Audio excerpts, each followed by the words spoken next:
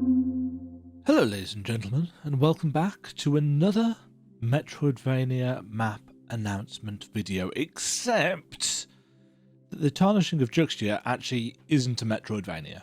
It might be tagged as a Metroidvania on Steam.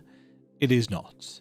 It looks like a Metroidvania if you just look at the map that is in front of you, but that's mostly because I've done it in the same kind of style as all of the other maps that I do, but it is not a Metroidvania. There are no ability upgrades, there are no movement upgrades, there's no traversal upgrades. The Tarnishing of Juxtia is a 2D Souls-like with a reasonably nice map. What's it like as a game? It's all right. Did it blow me away? No. It's all right. There's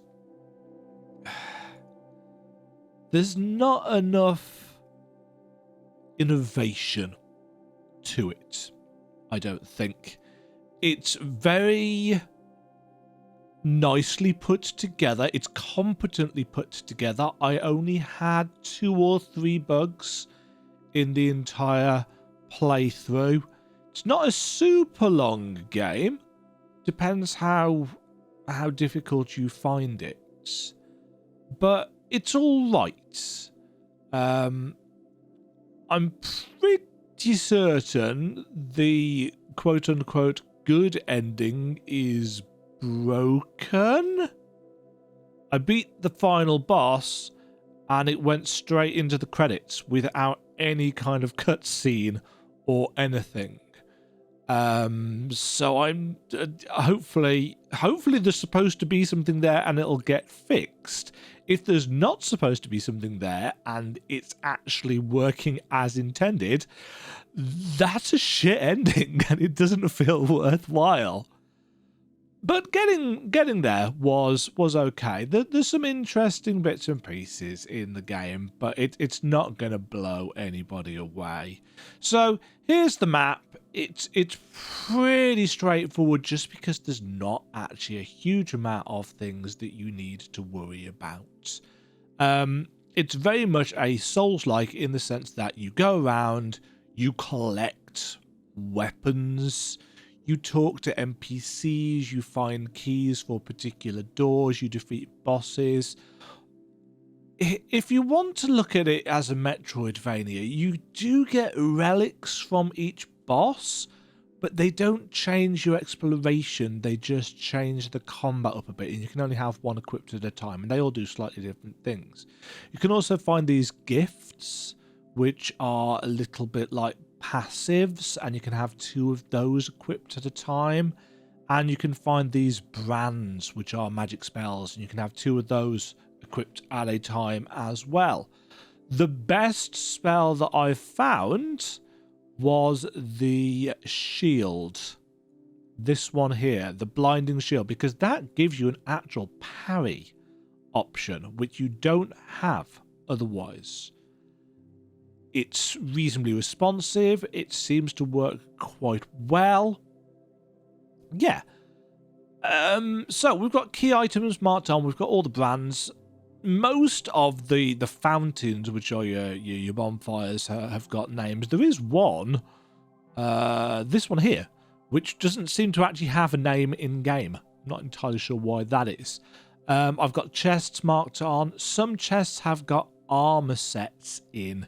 There's 3, well, technically there's 4 armor sets in the game, but there's 3 kind of, I'm going to call them legendary armor sets, although they're not really, they're not called legendaries.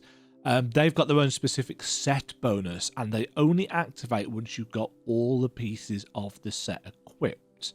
I used the Legacy of My Name set, which is the ones marked with a little anvil, because it gives you a load of extra HP and an AoE thing when you take damage. The whatever that one was called is good for magic users, and there's one for DPS as well. Some doors require keys. green is for key items. These things here, the eggshell blades, are important. This thing here gives you an extra Estus flask, essentially. It's very Souls.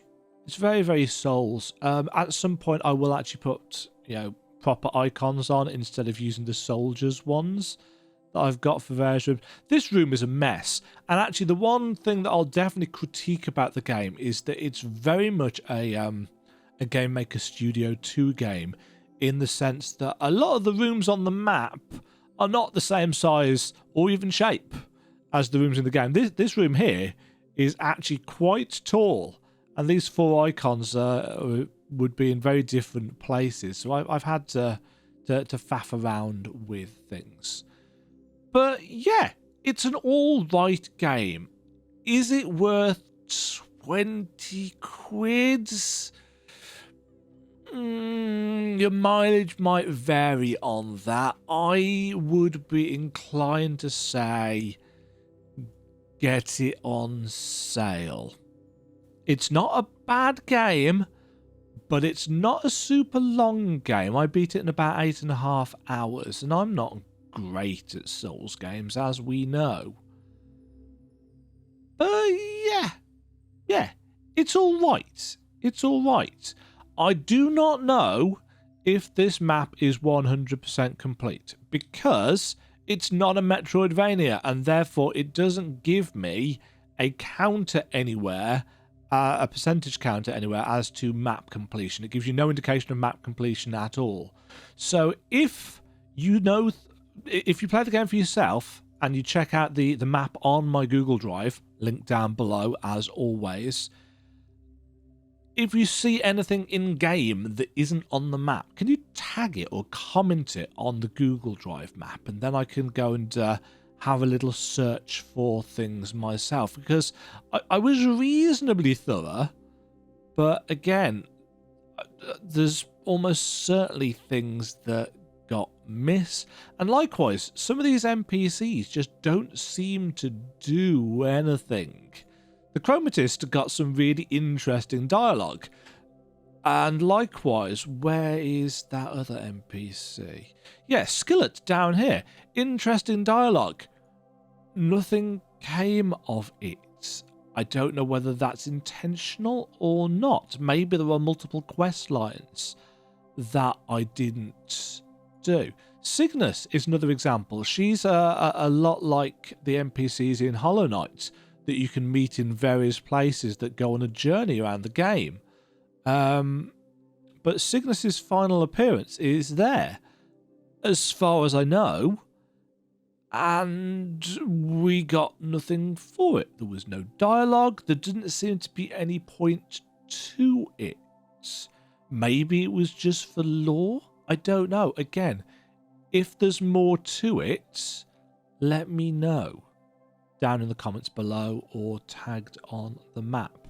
But as far as I'm aware, all of the gifts are on there, all of the armor sets are on there, all of the key items and NPCs and brands, and yeah, all the things that you'll need to get most of the achievements and trophies for the game are on there.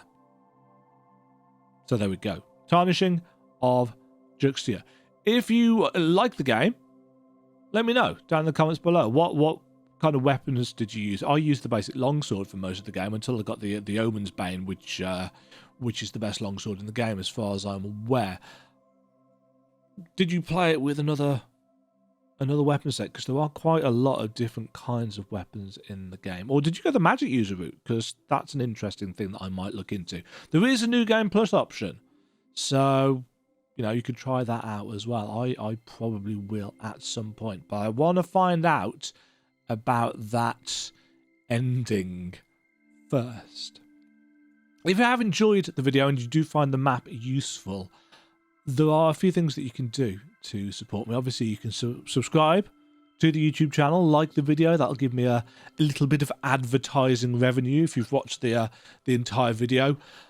I do now have a website. I mean, actually, I say I do now have. I've had a website for years, decades actually, but it's now updated with my maps so that you can go and click on those. There's no ads on that yet, but I probably will put a banner ad up or something on there at some point.